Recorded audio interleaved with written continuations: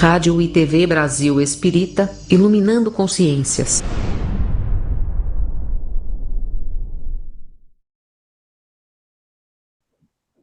Olá, amigos queridos da Rádio e TV Brasil Espírita de Alagoas. Estamos dando seguimento aos nossos estudos, o Espiritismo na Arte, já na terceira temporada. E nessa terceira temporada, estamos gravando hoje #12. É o nosso 12º encontro, onde nós compartilhamos a arte transcendental na visão espírita, segundo a inspiração de Leon Denis, no seu livro O Espiritismo na Arte. Tudo bom, Tetê? Tudo bom, querida? Tudo bom, queridos ouvintes e telespectadores das nossas redes sociais? Aqui estamos para falar sobre Graciliano Ramos. E o que a gente vai comentar sobre esse grande escritor nordestino, brasileiro e de escrita maravilhosamente transformadora, não é isso, Leila?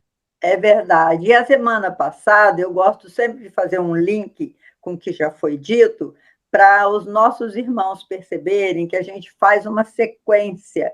E cada programa é único, não tem necessidade de você ter a sequência. Você pode vir olhar, participar desse programa sem ter participado do anterior. Mas eu falo da sequência para vocês verem o quanto que nós temos estudado, né, Tetê? Oh, que maravilha! A semana passada nós vimos a literatura de cordel. Olha que coisa linda foi entender essa literatura de cordel e como ela já é importante no mundo todo. E é considerado um gênero literário geralmente em verso, e que ele se afasta, a literatura de cordel, se afasta dos cânones. Cânones quer dizer medidas, das medidas que se tem a respeito da literatura e dos versos. E hoje, como a Tetê falou, nós vamos falar de Graciliano Ramos. Graciliano Ramos de Oliveira foi um romancista, cronista. Essa gente tem tanto currículo que a gente tem que ler, né? Romancista, cronista, contista, jornalista, político e memorialista brasileiro do século XX. Então, é do nosso século, praticamente, né? Do século XX, mais conhecido por sua obra Vidas Secas. Nascido numa grande família de classe média, viveu os primeiros anos da sua infância migrando para diversas cidades da região nordeste do Brasil. Como nós estamos vendo, né, nesse nossa pátria do Evangelho, estamos ainda na região nordeste, que nós começamos na região norte, agora ainda estamos na região nordeste, então estamos privilegiando esse nosso irmão Graciliano Ramos. Ele nasceu quando, Tetê, e onde? Ele nasceu, olha só, ele é das Alagoas, minha gente. É irmão da casa aí de vocês, que coisa mais maravilhosa, né? Nasceu a 27 de outubro de 1892, em Quebrangulo, Alagoas. E o falecimento dele foi a 20 de março de 1953, quando já residia no Rio de Janeiro aos 60 anos. Graciliano Ramos marcou a literatura brasileira com obras que retratam a vida do homem nordestino do sertão. Olha que interessante, né? Ele escreveu sobre a sua própria região, exaltou os costumes, os hábitos da sua própria região, e essa obra dele, Vidas Secas, é simplesmente maravilhosa, é uma ode ao povo nordestino. O escritor fez parte da segunda fase do modernismo, que teve o regionalismo como principal característica. Raquel de Queiroz, Jorge Amado e José Lins do Rego foram alguns autores que compartilham essa fase com Graciliano Ramos. Seu livro Vidas Secas foi publicada em 1938. A gente ainda não era nascido. E já tinha essa grandeza de autor trazendo para o povo brasileiro. E o que ele fala aí no seu livro, resumidamente, Tetê? Então, antes da gente entrar na famosa obra de Graciliano Ramos, Vidas Secas, tem algumas particularidades que a gente andou pesquisando, e é só para que o ouvinte formalize, né, na memória essa figura tão emblemática da nossa literatura e, por que não dizer, né, da nossa cidadania brasileira, porque nós temos grandiosos autores, escritores, pintores, romancistas, novelistas, cordelistas, não é isso, Leila? E a gente tem que falar com toda a gratidão a esse trabalho deixado. Leila, ele era o primeiro de 16 filhos, de 16 irmãos, né? Então, era aquela família, aquela prole grandiosa, né? Ele aprendeu a ler com os pais, que eram muito severos, isso está dito até em obras dele, ele relata em crônicas, né, que tinha uma severidade, né, nessa educação, e que foi devido a isso até que ele se tornou esse escritor tão grandioso, né, como eles dizem no Nordeste, tão porreta. É o termo para gente que é muito persistente, muito corajosa, né, muito perseverante. Aos 11 anos, ele escreve o seu primeiro conto e publica num jornal que era produzido numa paróquia. Ele era amigo desse padre. E depois de então, ele começa a mandar sonetos, né, para os jornais, sob o pseudônimo de Feliciano de Olivença, porque ele era menor e não podia, né, estar escrevendo em jornal naquele tempo. Em 1914, vai para o Rio de Janeiro e escreve no Correio da Manhã, à Tarde e o Século, além de prestar trabalho no jornal Paraíba do Sul e jornal de Alagoas. Mas, ao final de 1915, ele retorna para a cidade dele, que é Palmeira dos Índios, porque 3 irmãos e um sobrinho vão embora por causa da peste bubônica, que estava assolando o país naquele momento. E lá ele deixa de escrever, ele faz um retiro literário, né? Com esse retiro literário, ele casa-se, entenda, ele se retira da vida literária para ir para o emocional, né? O campo emocional dele, que estava vago, é preenchido pela Maria Augusta, a primeira mulher dele. Mas Maria Augusta, em 1920, com o parto do 4º filho, ela deixa essa vida e vai em frente. E os 4 filhos dele, de Graciliano Ramos, vão ser criados pelos avós. Nisso, nosso Graciliano Ramos, eu achei bem a gente pautar sobre essa questão, ele tem uma crise de depressão.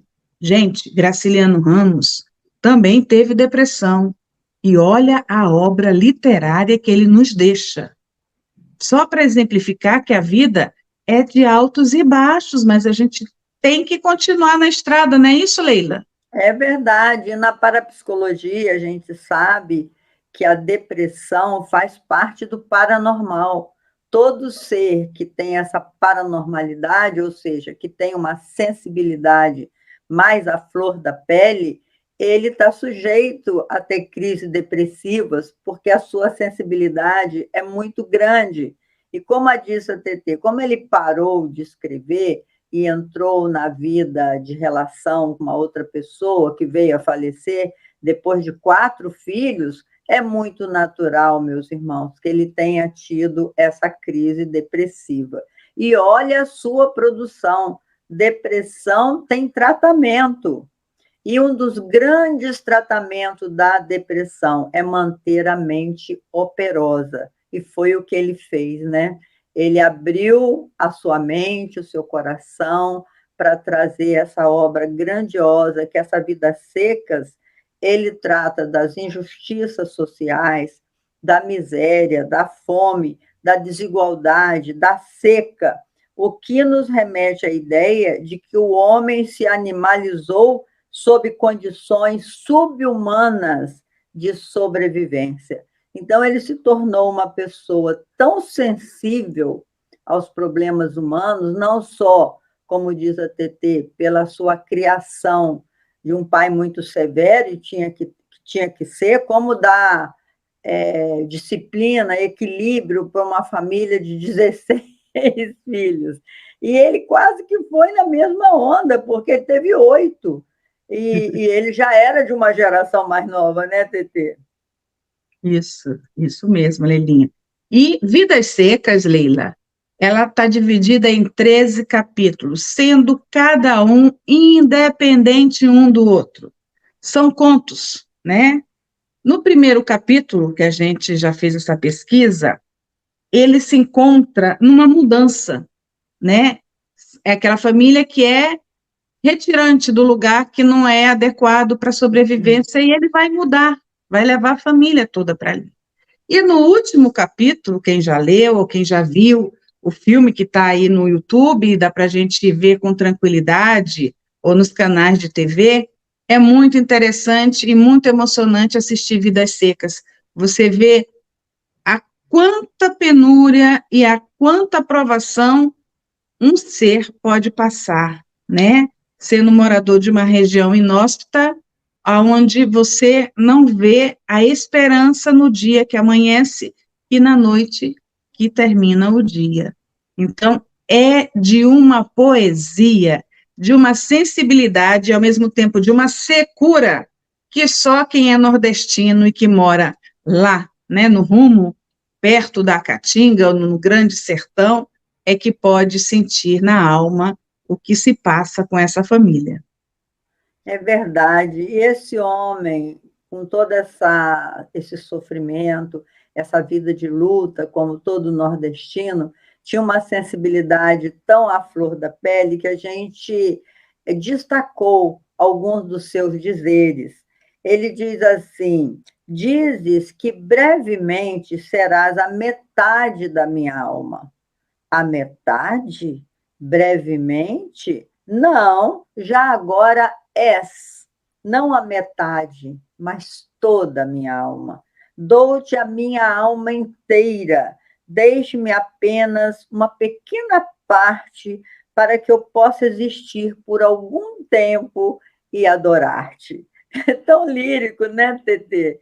Ele desejar que a sua amada receba a sua alma inteira, pedindo que deixe apenas uma parte para que ele seja ele mesmo e possa adorá-la a vida inteira. E é interessante isso, que ele traz um tema sobre as metades eternas, que é um tema muito espírita. Você dizer que metade da sua alma você está procurando pelo universo afora, né? Que você não saiu inteiro. Aliás, diz uma lenda na mitologia grega que o homem foi feito inteiro, mas aí depois, para puni-lo, não sei de que forma, não me lembro mais dessa lenda, mas eu sei que ele é dividido ao meio e por isso que ele sai procurando a sua outra metade. Mas o espiritismo é contrário a esse entendimento, porque cada ser humano é único e é inteiro. Na verdade, nós não temos outra metade perdida, não. Nós somos inteiros. O que nós temos são espíritos afinizados conosco.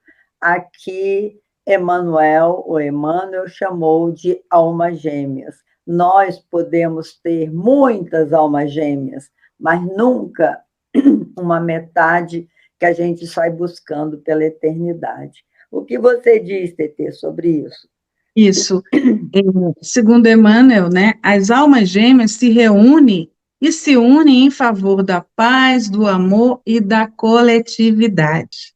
É tipo essa união minha, da Leilinha e da Neuzinha.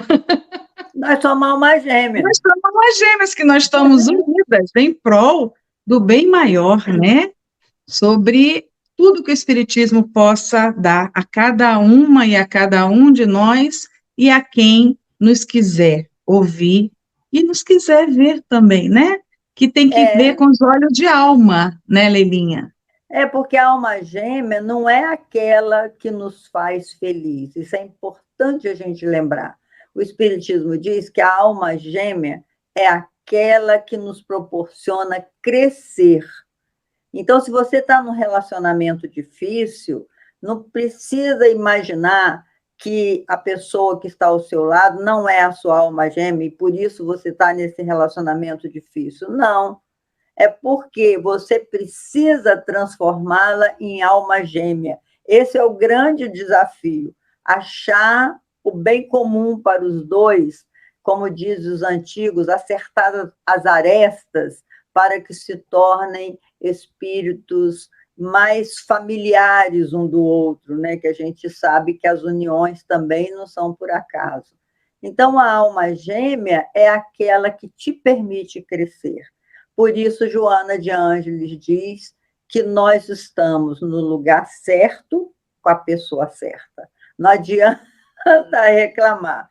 Agora, isso não quer dizer que a gente seja favorável a uma união eterna, porque se a coisa está muito ruim, não está dando muito certo, é preferível adiar um novo reencontro do que perder a oportunidade reencarnatória. Quando a dificuldade está muito grande, né, Tetê? Quando um puxa para cá, outro puxa para lá, e os dois estão ficando empobrecidos, os dois estão perdendo a chance de crescimento espiritual, então é melhor que se adie, não é mesmo, Tetê? Isso. É importante a gente frisar que ninguém muda ninguém. Agora, o teu comportamento, tua conduta e a tua felicidade que você vai irradiar, fazendo da tua vida uma luz constante, vai atrair, sim, aquela pessoa que está ao teu lado para que te acompanhe. É o que a Leila acaba de falar, né? É essa evolução moral que ambos têm que procurar. Se não for isso, gente, não é. O amiguinho, Vale a a pena, gêmea, né? não vale a pena. Então, a gente está aqui para ter chance de ser feliz, não é isso? Deus nos fez para sermos felizes. A infelicidade não faz parte do nosso currículo espiritual. É Não isso. faz parte, nem do desejo de Deus. Não. E aí vamos falando outros versos de Graciliano. Quando se Vamos quer lá. bem a uma pessoa, a presença dela conforta. Só a presença, não é necessário mais nada. Eu achei interessante ele falar isso, só a presença. Quer dizer, não precisa falar nada, não precisa argumentar nada, é só estar presente, dizer, amigo, estou aqui.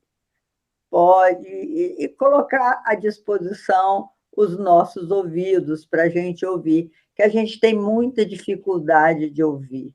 Basta que o outro comece a falar, que a gente já fica impaciente para dar um resultado, para dar uma fórmula, e não é bem assim, né? Eu me lembro daquele livro do Stanislau Ponte Preta, que ele falava do chato. Ele falava assim, chato é aquele que você pergunta, como é que você vai? E ele vai contar. Porque a pessoa pergunta não é para ouvir, é só para ser simpático. Oi, tudo bem? Como é que você está? Aí a pessoa vai começar a contar e você morre de rir, que esse Stanislau Ponte Preta ele era muito humorista, né? Mas ele faz essa crítica construtiva a esse jeito que nós somos de não querer ouvir. A gente só quer falar. E é necessário, muito necessário, a presença, sem muita falação. Só a presença, e ó, aqui eu estou te oferecendo as minhas mãos, e não precisa falar mais nada, nem dar diagnóstico nenhum, né, Tetê? Isso aí. A minha avó, Leila, ela ficava feliz só em estar ao lado do meu avô. Quando ele não queria conversar, ela ficava ao lado dele. Lembro disso. Ele na rede, ela sentadinha na cama, mas ela estava ali para a hora que ele precisasse, ela estava com ouvidos ali para ouvir. Então, eu achava isso tão bonitinho dos dois, que havia uma cumplicidade, sabe? Era de um tempo diferente, mas esse tempo diferente, que é essa paciência, esse silenciar, nós temos que trazer, sim, para a nossa realidade. Porque é isso, como a Leila fala, as pessoas querem mais ser ouvidas do que estar ali quietinha, ouvindo o amigo, ouvindo o marido, ouvindo o filho, que muitas das vezes nossos filhos estão com problemas porque a gente não sabe escutar. A gente quer logo impor, né, a nossa vontade.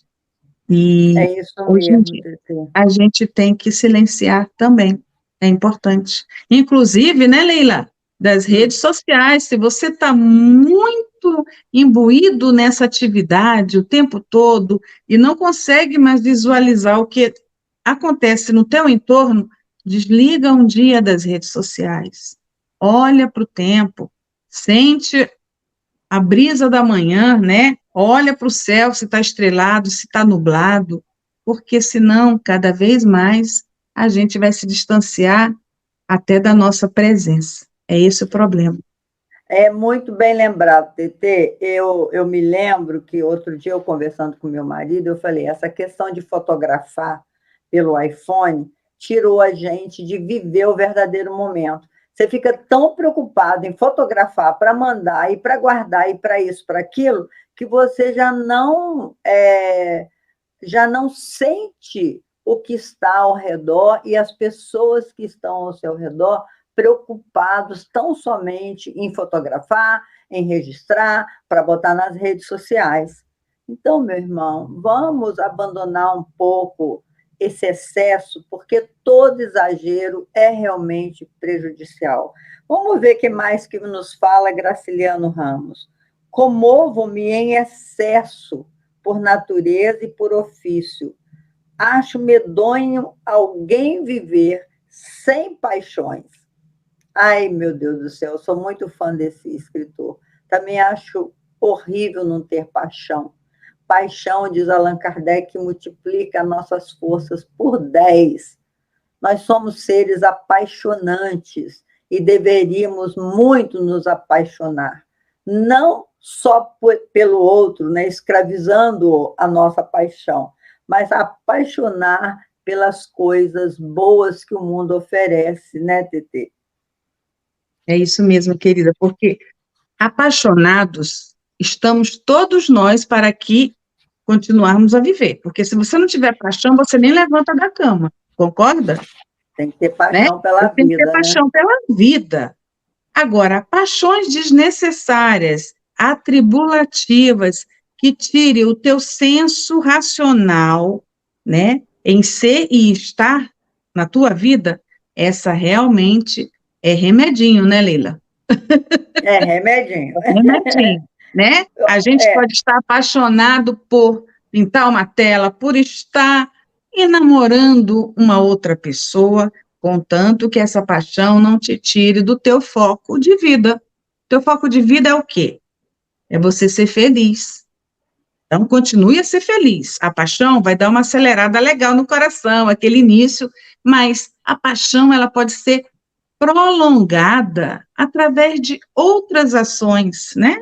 Se eu estou é, casada há 32 anos, a Leilinha há mais um tanto, a Maria há outro tanto, a gente tem que saber como se apaixonar a cada dia por aquela relação, né? Os é, obstáculos virão, as quedas, os empurrões, mas a gente tem que se renovar, né? E essa é, renovação, ela é baseada na paixão que Kardec tão bem falou.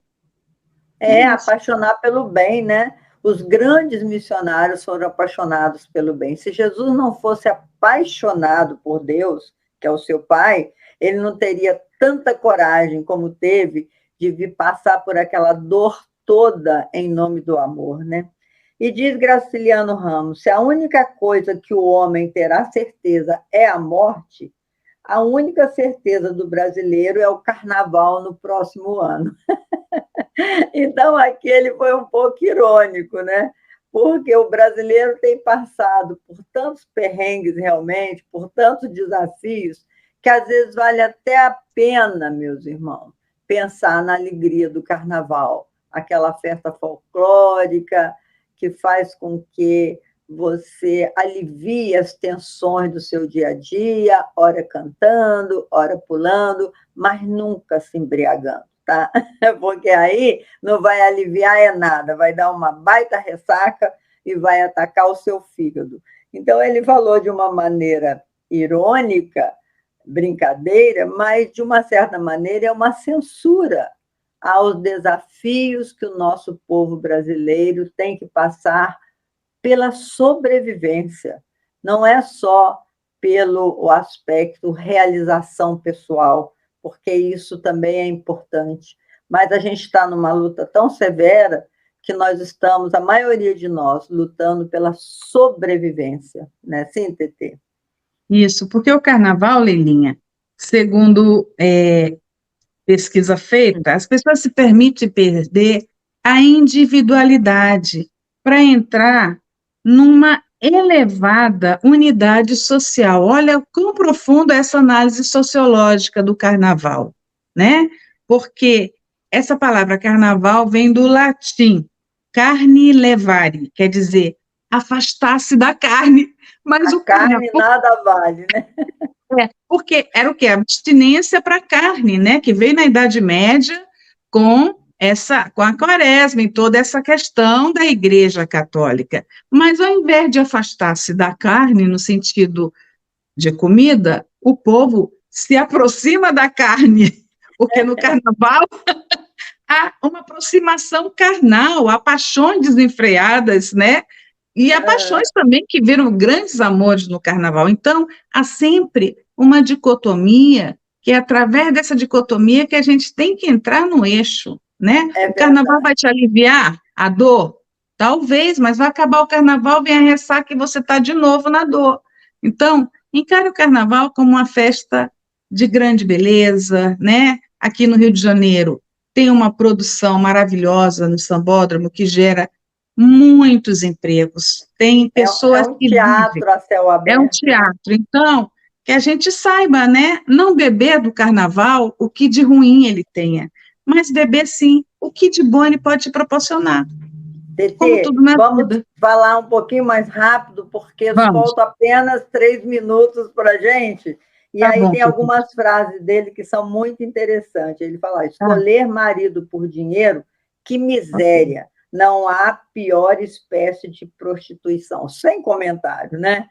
E o processo que adoto, extraio dos acontecimentos algumas parcelas, o resto é bagaço. Então, ele fala também dessa forma da gente aproveitar o que é bom, o resto não interessa.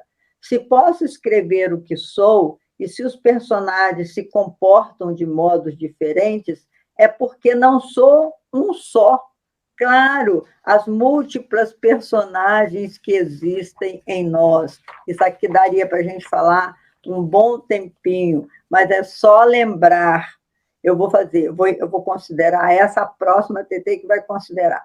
É só lembrar que nós já tivemos múltiplas existências para saber o número de personagens que existe dentro de cada um de nós, a ponto de Hermínio de Miranda dizer que nós somos um condomínio espiritual. Mas é bom um cidadão pensar que tem influência no governo, embora não tenha nenhuma. Lá na fazenda, o trabalhador mais desgraçado está convencido de que, se deixar a peroba, o serviço emperra. Eu cultivo a ilusão. Fala aí, Tetê, um pouquinho desse eu cultivo a ilusão. Cultivar a ilusão é você não viver o que a vida está te chamando para fazer, né? E uma hora você vai cair do cavalo, literalmente. Então, meu amigo, minha irmã, vamos sempre ver o que a realidade tem a nos falar. Use o seu sexto sentido e vá em frente, né? De ilusões não se vive, não se come, né? Se você viver de ilusão no campo, você não vai plantar para colher. A mesma coisa na vida. Se você viver de ilusões e nada fizer pela tua melhoria moral, você vai continuar estagnado e tudo vai continuar naquela visão pessimista. Então, ilusão para fora. Vamos nós em frente. Quem escreve deve ter todo cuidado para a coisa não sair molhada. Da página que foi escrita não deve pingar nenhuma palavra, a não ser as desnecessárias. É como pano lavado que se estira no varal. Olha que bonitinha essa recomendação para quem escreve, não falar mimimi, não falar bobagem, ser muito objetivo. Se a igualdade entre os homens que busco e desejo for o desrespeito ao ser humano, fugirei dela. Outra frase muito altruísta, né? Muito idealista. Lá estão novamente gritando os meus desejos. Calam-se acovardados, tornam-se inofensivos, transformam-se, correm para a vila recomposta. Um arrepio atravessa-me a espinha, inteiriça-me os dedos sobre o papel. Naturalmente são os desejos que fazem isso, mas atribuo a coisa à chuva que bate no telhado e a recordação daquela peneira ranzinza que descia do céu dia e dias. Nunca presta atenção nas coisas. Não sei para que diabo quero olhos. Trancado num quarto, sapecando as pestanas em cima de um livro, como sou vaidoso, como sou besta. É muito bonitinho os escritos dele, né? Então, isso tudo, meus irmãos, é para convidar vocês a lerem Graciliano Ramos. Procurem se informar. Nós temos estudado muito esses autores e isso tem nos trazido uma alegria imensa no coração, porque o conhecimento também é libertador. Quando você conhece e as pessoas deixam escritos, quem sabe você aí é um escritor enrustido e está sem coragem para escrever. Comece a ler e colocar as suas opiniões a respeito da vida. Muito obrigado pela sua audiência, pela sua presença e permaneça conosco. Até o nosso próximo encontro, se Deus quiser. Tetê, despede aí. Obrigada, queridos, e vamos ver Vidas Secas? É emocionante. Beijinho nos corações.